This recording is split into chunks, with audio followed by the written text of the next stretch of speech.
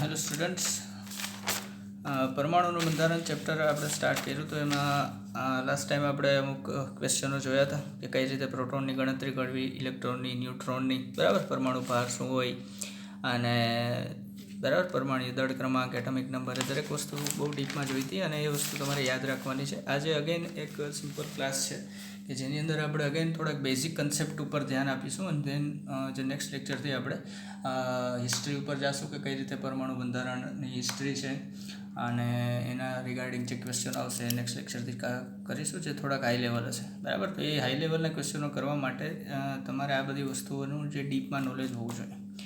તો first of all starts with atomic weight, જે આપણે મોલ કોન્સેપ્ટમાં શીખી ગયા. એમની તમને ખબર જ છે કે શું હોય, બરાબર. પણ એના માટે જે છે સમસ્થાનિકો આપણે એ બી જોઈ ગયા હતા, આઇસોટોપ જેને કીધા હતા એમ. તો એ છે સમસ્થાનિક, જે પરમાણુઓના પરમાણ્વીય ક્રમાંક સમાન હોય પરંતુ પરમાણ્વીય દળાંક જુદા જુદા હોય તેને એકબીજાના શું કહેવાય? સમસ્થાનિક કહેવાય, બરાબર. અને આપણને ખબર છે કે પરમાણ્વીય દળ આપણે એમ જ ગણીએ કે જે એકબીજાના આઇસોટોપ, બરાબર. આ શું છે? સમસ્થાનિક એટલે આપણે જે આગળ જે મોલ કોન્સેપ્ટમાં જોયા હતા ને, આઇસોટોપ જ છે. તો જે નેક્સ્ટ મતલબ કે આપણે જે એટમિક વેટ જે આપણે લઈએ છીએ, બરાબર, પરમાણ્વીય દળ, એ પરમાણ્વીય દળ શું હોય? તો કે જેટલા પણ આઇસોટોપ્સ એટલે કે જેટલા પણ સમસ્થાનિક એ તત્વના હોય એ બધાના પરમાણ્વીય દળો હોય એનો સરેરાશ લઈને આપણે ગણતા હોય, જેની ગણતરી એના દાખલા જોઈ ગયા, બરાબર. તો આપણે ડાયરેક્ટ એક્ઝામ્પલ જ નહીં કે ધારો કે કોઈ એક તત્વ છે જેની 3 સમસ્થાનિકો છે, Y1, Y2 અને Y3, અને તેના દળો છે W1, W2 અને W3, તથા તે કુદરતમાં X1, X2 અને X3 ના રેશિયોમાં મળે છે. તો એનો સરેરાશ દળ આપણે આ રીતે જ કાઢીએ, બરાબર ને. એનો જે મળે છે X1 તો W1 × X1 વત્તા W2 અને છેદમાં X1 વત્તા X2 વત્તા X3, બરાબર. તો આ રીતે તમે જે છે Y તત્વનો આણીય દળ શોધી શકશો, બરાબર, પરમાણ્વીય દળ સોરી. તો એના માટે આપણે મેં તમને આના ઉપરથી આ જ સૂત્રની મદદથી જે છે એ દાખલાઓ છે હોમવર્કમાં આપ્યા છે. ના થાય તો આપણે આજે સાંજે 6:30 વાગે મળવાના છીએ ઓનલાઈન, ત્યારે આ બધી વસ્તુ ક્લિયર કરી દઈશું, બરાબર. એના હું સોલ્યુશન તમને ત્યારે આપી દઈશ ઓનલાઈન, તો ત્યારે આવી જજો. અથવા તો આનાથી જ થઈ જશે. એકમાં તમને સરેરાશ દળ પૂછ્યું છે, એકમાં તમને સરેરાશ દળ આપી દીધું છે. તો આ દાખલો આપણે મોલ કોન્સેપ્ટમાં કરી લીધો છે, બરાબર. તો હોપફુલી તમને એ વસ્તુ આવડશે. નેક્સ્ટ આપણે ક્વેશ્ચન છે કે ભારે પાણીમાં ડ્યુટેરિયમની ટકાવારી શોધો. હવે હાઇડ્રોજનના 3 સમસ્થાનિકો છે. એક તો છે પ્રોટિયમ, ડ્યુટેરિયમ અને ટ્રિટિયમ.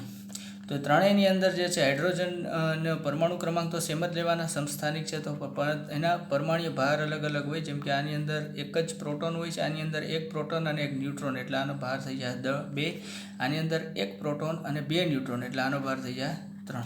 તો આમાંથી આની સંજ્ઞા છે હાઇડ્રોજન, આનું ડી છે ને આને ટી તરીકે દર્શાવવામાં આવે છે, જે આગળ જતાં શીખીશું ઓર્ગેનિકની અંદર. આની અંદર જે છે ડ્યુટેરિયમ જે છે એને હેવી વોટર કહેવામાં આવે છે. તો ભારે પાણીમાં ડ્યુટેરિયમની ટકાવારી એટલે ભારે પાણીમાં હાઇડ્રોજનની જગ્યાએ કોણ હોય? એનો સમસ્થાનિક ડ્યુટેરિયમ હોય, એટલે D2O થઈ જાય. ડ્યુટેરિયમની અંદર એની ટકાવારી આપણે પાણીમાં શોધીએ તો કઈ રીતે શોધીએ? તો કે ડ્યુટેરિયમનો ભાર કેટલો હોય? 2. એવા 2 છે એટલે 2 × 4 વત્તા ઓક્સિજનનો તો આપણને ખબર જ છે 16, એટલે ટોટલ આણીય દળ ડ્યુટેરિયમ ભારે પાણીનું કેટલું થાય? 20. હવે કોઈ પણ તત્વનો આપણે ટકાવારી શોધીએ, આપણે જોઈ ગયા કે અણુમાં એનું દળ તો કે 4 / કુલ દળ 20, એને ગુણ્યા 100, તો જવાબ આવશે 20%, બરાબર. તો સમસ્થાનિકો ફરી પાછા આવીએ કે સરખારું પરમાણુ ક્રમાંક અને જુદા જુદા દળ ક્રમાંકો. એક્ઝામ્પલ આ વખતે લઈએ ક્લોરિનનું જે છે. ક્લોરિન 17, 35 અને 17, 37 એકબીજાના સમસ્થાનિકો છે. કઈ રીતે સમસ્થાનિકો છે આપણે સાબિત કરીએ? પેલું જે છે એની મેઇન વ્યાખ્યા કે પરમાણુ ક્રમાંક સરખા. તો બેયમાં તમે જોઈ શકો છો 17 પરમાણુ ક્રમાંક છે અને પરમાણ્વીય દળ અથવા તો દળ ક્રમાંક જુદા જુદા. આ જો 35 અને આ છે 37. તો ક્લોરિન જે છે, હવે પ્રશ્ન એ થાય કે ક્લોરિન માન લો કે HCl છે, તો HCl નો મારે જો પરમાણ્વીય દળ શોધવો હોય, આણ્વીય દળ, તો હાઇડ્રોજનનો મને ખબર છે, હું 1 લઉં. ક્લોરિનનો હું કેટલો લઉં? 35 લઉં કે 37 લઉં? એ મને ખબર નથી. કઈ રીતે? કારણ કે આ ક્લોરિન કયો છે? 35 વાળો છે કે 37 વાળો? એ પ્રશ્ન ના થાય એટલા માટે આપણે શું કરીએ? એવરેજ એટમિક માસ કાઢીએ, જે આપણે શીખાતા લાસ્ટ ટાઈમ, બરાબર. તો અહીંયા હું હંમેશા કયા મૂકીશ? 35.5, બરાબર. એ કોઈ પણ હોય, એનાથી ફરક નથી પડતો. તો જો ક્લોરિનની અંદર તમે પ્રોટોન ઇલેક્ટ્રોન ગણીશો તો તમને આવા મળશે. આની અંદર આવા તો તમે જોઈ શકો પ્રોટોનની સંખ્યા સરખી, પરંતુ ન્યુટ્રોનની સંખ્યા તમને અલગ અલગ જોવા મળશે. એને કારણે એનો દળ ક્રમાંક જે છે બદલતો હોય, બરાબર. તો સમસ્થાનિકની રાસાયણિક ગુણધર્મ સરખા હોય પરંતુ ભૌતિક ગુણધર્મો જુદા જુદા હોય છે. બરાબર. રાસાયણિક ગુણધર્મ એટલે કે એની ગંધ જે અથવા તો રાસાયણિક ગુણધર્મ વાત કરો કઈ રીતે પ્રક્રિયા કરે, બરાબર, એની પ્રોપર્ટી, જેમ કે એસિડ હોય તો એસિડ જ રહે, બેઝ હોય તો બેઝ જ રહે, એ રીતે. ભૌતિક ગુણધર્મો એટલે એનો આણ્વીય દળ, એનો પરમાણ્વીય ક્રમાંક, એનો રિફ્રેક્ટિવ ઇન્ડેક્સ, બરાબર, એ બધા વસ્તુઓમાં થોડો ઘણો ફરક પડતો હોય. સમસ્થાનિકોમાં પણ E/Mનો જે રેશિયો છે સરખા ના હોય, ઓબ્વિયસલી ના હોય, કારણ કે દળ બદલતું હોય. ઇલેક્ટ્રોન તો સરખા જ રહેવાના, 17 છે. આમાં કોઈ પણ સમસ્થાનિકો લો, ઇલેક્ટ્રોનો સરખા જ હોય, પણ એનો દળ છે બદલતું, એના કારણે E/Mનો જે રેશિયો છે, આ E છે, E/Mનો જે રેશિયો છે એ કેવો થાય, અલગ અલગ, બરાબર. હજી એક એક્ઝામ્પલ લઈએ તો પ્રોટિયમ, ડ્યુટેરિયમ અને ટ્રિટિયમ હાઇડ્રોજનના 3 સમસ્થાનિકો છે, એની અહીંયા મેં રચના કરી છે. કાર્બનના 3 સમસ્થાનિકો C12, C30, C40. તો એની અંદર તમારું હોમવર્કમાં એ છે કે તમારે ઇલેક્ટ્રોન આમાં કેટલા હશે, પ્રોટોન ન્યુટ્રોન, આમાં ઇલેક્ટ્રોન પ્રોટોન ન્યુટ્રોન, આમાં ઇલેક્ટ્રોન પ્રોટોન ન્યુટ્રોન કેટલા છે, એ વસ્તુ જોઈ લેજો. નેક્સ્ટ છે આઇસોબાર્સ એટલે કે સમભારિકો. સમભારિકોને અને સમસ્થાનિકો એકબીજાના વિરુદ્ધ કહી શકો. સમસ્થાનિકોની અંદર પરમાણુ ક્રમાંક સરખા હતા અને દળ ક્રમાંક અલગ અલગ હતા. આની અંદર પરમાણુ ક્રમાંક અલગ અલગ હશે, દળ ક્રમાંક સરખા હશે, એને જ સમભારિકો કહેવાય, બરાબર. તો શબ્દ યાદ રાખજો, આઇસોબાર્સ. તો ટ્રિટિયમનું એક્ઝામ્પલ લીધું તો એનો જે છે પરમાણુ ક્રમાંક 1 અને એનો દળ ક્રમાંક છે 3. ટ્રિટિયમ આવાળો સમસ્થાનિક લીધો છે હાઇડ્રોજનનો. અને હિલિયમની વાત કરો તો હિલિયમનો જે છે પરમાણુ ક્રમાંક 2 અને એનો દળ ક્રમાંક જે છે અગેન કેટલો છે, 3. તો આની અંદર તમે જોઈ શકો છો કે પરમાણુ ક્રમાંક બંનેના અલગ છે. પ્રોટોન આમાં 1 છે, આમાં 2 છે. ઇલેક્ટ્રોન આમાં 1 છે, આમાં 2 છે. ન્યુટ્રોન આમાં 2 હશે, આમાં 1 છે. પરંતુ પ્રોટોન વત્તા ન્યુટ્રોનનો સરવાળો જે છે કેવો છે, સરખો, બરાબર. તો આઇસોબાર્સ જે છે સમભારિકોને તમે એ રીતે પણ કહી શકો કે પ્રોટોન અને ન્યુટ્રોનનો સરવાળો જે છે સરખો હોય છે. નેક્સ્ટ છે તો સમભારિકોમાં રાસાયણિક તથા ભૌતિક ગુણધર્મો જુદા જુદા હોય છે. પોસિબલ છે કારણ કે બંને તત્વ જ અલગ અલગ છે, તો રાસાયણિક ગુણધર્મો પણ અલગ પડી, બરાબર. હાઇડ્રોજન છે અલ્કોવાયુ છે, હિલિયમ પણ એક અલ્કોવાયુ છે, બંનેની પ્રોપર્ટી જે છે અલગ હોય. હિલિયમ એક ઉમદા વાયુ છે, હાઇડ્રોજન છે એ સક્રિય વાયુ છે. તો કહેવાનો મતલબ એમ છે કે જ્યારે પરમાણુ ક્રમાંક ફરે એટલે તત્વ ફરી જાય, તત્વ ફરી જાય તો એની રાસાયણિક તથા ભૌતિક ગુણધર્મો ફરી જતા હોય છે. તો તેમાં પણ E/Mનો ગુણોત્તર જુદો જ હોય, ઓબ્વિયસલી, કારણ કે એમાં તો ઇલેક્ટ્રોન બી અલગ છે અને દળ પણ અલગ છે. દળ ચલો સમાન છે, ભાઈ ઇલેક્ટ્રોન અલગ અલગ હોય એના કારણે શું થાય તો કે રેશિયો ફરી જાય. અગેન એક્ઝામ્પલ છે પોટેશિયમ 1940 અને કેલ્શિયમ 2040, બરાબર. તો આનો 19 પરમાણુ ક્રમાંક છે અને કેલ્શિયમ 20 છે, પણ એને એકબીજાના સમભારિકો કહેવાય. એનું કારણ છે કારણ કે એના પ્રોટોન અથવા ન્યુટ્રોનનો સરવાળો 40 થાય, આનો પણ 40 થાય, બરાબર. નેક્સ્ટ છે આઇસોડાયસ્ફિયર, બરાબર. જો અહીંયા એક વસ્તુ સમજી લો, જો આઇસોનો મતલબ તમે ઇંગ્લિશમાં જેટલા અહીંયા જો આઇસોબાર, આઇસોટોપ, આઇસોસ્ફિયર, તો એ બધા આઇસોનો મતલબ થાય છે સરખું. શું થાય, સરખું અથવા તો સમાન, સરખું અથવા તો સમાન થાય, બરાબર. તો આઇસોથર્મલ, થર્મલ એટલે ટેમ્પરેચર, આઇસોથર્મનો મતલબ થાય સરખા તાપમાને થતી પ્રક્રિયાઓ, બરાબર. તો એ બધી વસ્તુ જોશું. આઇસોસ્ફિયરમાં હોય છે કે જુદા જુદા તત્વોના પરમાણુઓ છે જેમાં ન્યુટ્રોન તથા પ્રોટોનના તફાવત સરખા હોય. મતલબ બે તત્વોના તમે પરમાણુઓ કમ્પેર કરો તો બધું જ અલગ અલગ હોય, પરંતુ એમાં ન્યુટ્રોન અને પ્રોટોનનો જે તફાવત હોય એ કેવો હોય, સરખો. આ એટલું ઇમ્પોર્ટન્ટ નથી, પણ છતાં બી જોઈ લઈએ. બોરોન 511 અને કાર્બન 630 આપણે લઈએ તો જેમાં જો બધું જ છે અલગ અલગ હશે. પ્રોટોન 5, આમાં 6, આમાં ન્યુટ્રોન 6, આમાં ન્યુટ્રોન 7, આમાં ઇલેક્ટ્રોન 5, આમાં ઇલેક્ટ્રોન 6. તો આ બે વચ્ચેનો સંબંધ શું, તો સંબંધ છે એક છે કે આની અંદર n-p કરો તો 1 આવશે, આનું n-p કરો તો 1 આવશે. મતલબ કે ન્યુટ્રોન અને પ્રોટોનનો તફાવત જે છે સરખો, એટલા માટે આની વચ્ચે એક સંબંધ છે, એ છે આઇસોડાયસ્ફિયર, બરાબર. Not much important in board as well as JEE NEET, but still it is in syllabus, તો આપણે જોઈ લીધું. નેક્સ્ટ છે વેરી ઇમ્પોર્ટન્ટ છે આઇસોટોન્સ. ન્યુટ્રોનિક સ્પીસીસ અથવા તો આઇસોટોનિક, એને કહેવામાં આવે છે આઇસોટોન.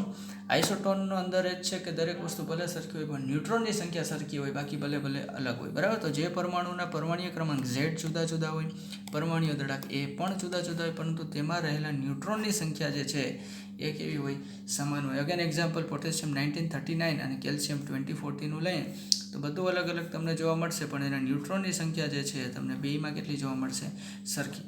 તો તમને આમાં કઈ રીતે પ્રશ્ન પૂછાય, તો પ્રશ્ન એ પૂછાય કે તમને 4 ઓપ્શન આપેલા હશે, ઓપ્શનમાં અલગ અલગ પેર આપેલી હશે, અને પ્રશ્નમાં એવું પૂછવામાં આવે છે નીચેમાંથી કયા જોડ છે આઇસોટોનિક છે, અથવા તો કઈ જોડ જે છે એ સમસ્થાનિક છે, કઈ જોડ છે આઇસોબાર છે, બરાબર છે. એ રીતનું તમને પૂછવામાં આવે તો તમે ત્યારે શું કરવાનું, જો તમને આઇસોટોન પૂછ્યા હોય તો તમારે 4 ઓપ્શન ચકાસીને એના ન્યુટ્રોન સરખા જે ના થતા હોય એ તમારો જવાબ છે.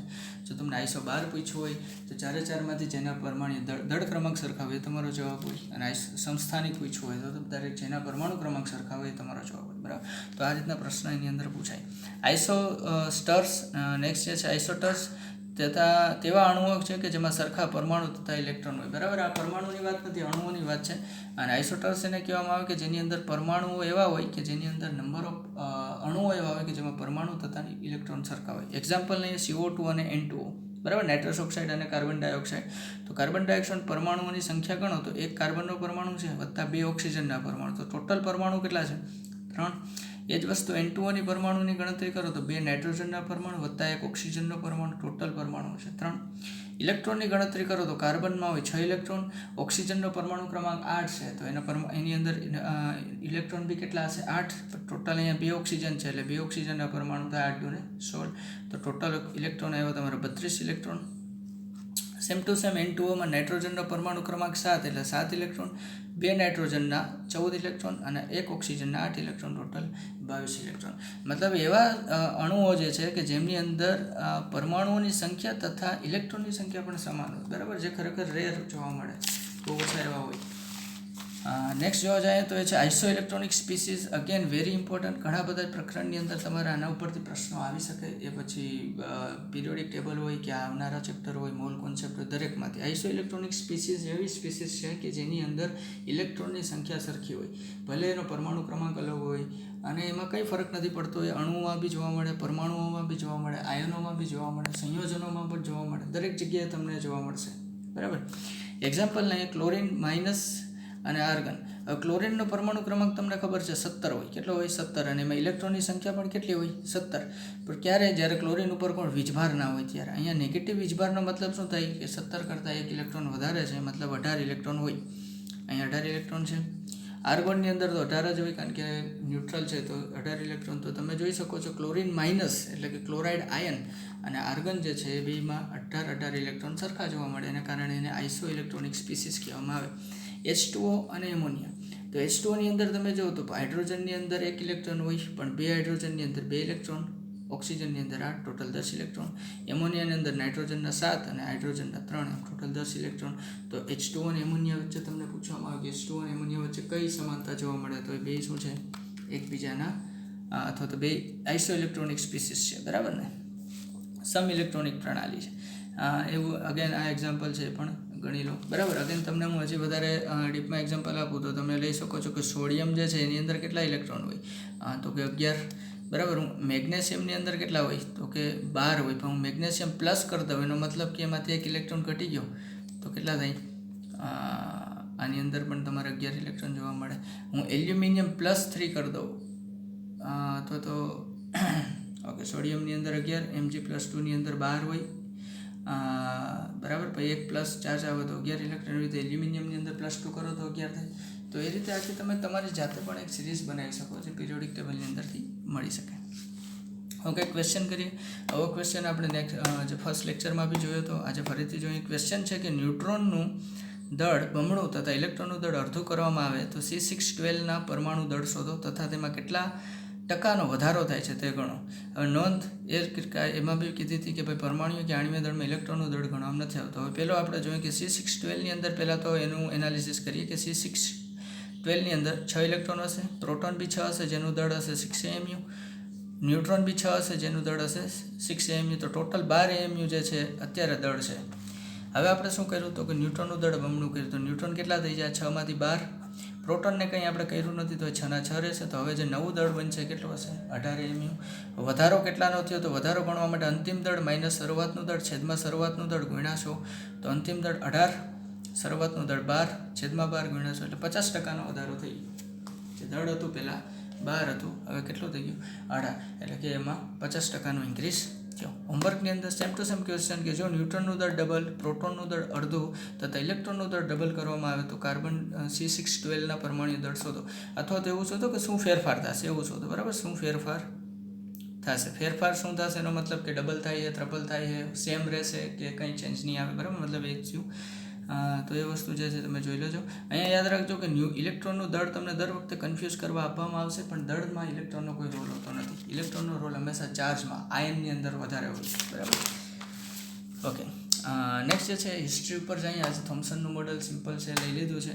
થોમ્સન છે 1904ની અંદર એક એની થિયરી હતી કે ભાઈ એક નાનો એવો અણુ છે અથવા તો પરમાણુ છે, એની અંદર પ્રોટોન, ઇલેક્ટ્રોન અને ન્યુટ્રોન કઈ રીતે રહેતા હશે, બરાબર. એ દરેકને ચર્ચા થઈ કે એક તો શરૂઆતમાં એવું માનવામાં આવતું કે પ્રોટોન જે છે પરમાણુ જે છે એ ઇનડિવિઝિબલ છે, મતલબ ભાંગી નથી શકાતો, એટલો નાનો છે. તો હવે એની અંદર બી અલગ અલગ 3 થી 4 જે છે એ આવા સબ એટોમિક પાર્ટિકલ્સ આવી ગયા. તો દરેક વૈજ્ઞાનિકોમાં હોડ લાગી હતી કે સાબિત કરે કે કઈ રીતે અંદર છે. તો એમાં પહેલો વારો આવ્યો હતો થોમ્સનનો.